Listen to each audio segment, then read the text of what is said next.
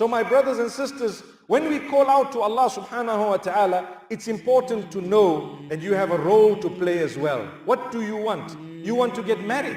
So you make a dua, oh Allah, grant me a good spouse. But you have not bothered to look for anyone. You have not spoken to anyone. You have, for example, some of the sisters and some of their families believe that a female needs to just sit back and wait for a proposal to come in her direction when no one knows you exist, subhanallah, and people are just greeting you every day, not even knowing what has happened. Your father never went out to try to talk to people who have sons, for example, or to look out for lads and so on, good people. It is the responsibility of Waliul Amr, the guardian, the one who is looking after you, to get you married. It's the responsibility of the guardian. The guardian is considered a person who has failed if he did not actively look for a spouse for those females under his guardianship. So for us to just sit back and say, you know what, your prince, and I've heard this statement, your prince is already predestined. He will look for you and come to you by the will of Allah subhanahu wa ta'ala. You know what? It might have been predestined that your prince would probably maybe only be in the akhirah. May Allah grant us goodness in the dunya as well as in the akhirah. But if we are sitting here and we'd like a spouse here, do something about it. Say the name of Allah, seek the help of Allah, but actively search for a spouse for those under your guardianship. It is a duty upon you. And this is what we fail to realize sometimes.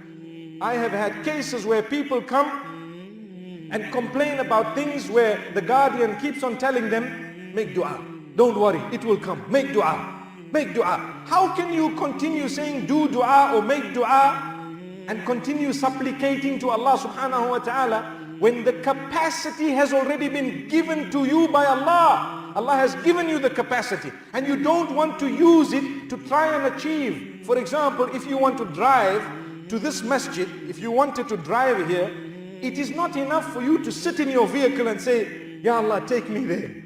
Ya Allah, take me there. Ya Allah, I beg you to take me there. Ya Allah, I'm giving a charity, take me there. I'm reading this surah, take me there. I've given so much, Ya Allah, take me there. I'm your worshipper, take me there. I want to worship you, make it easy for me to go there. You have to turn on the vehicle and you have to drive. As simple as that. But sometimes we do not realize that in life we use the opposite of that when it comes to achieving other things. Why?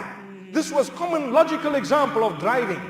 Allah gave you the car, Allah gave you the energy, you have the driver's license, you know where the place is.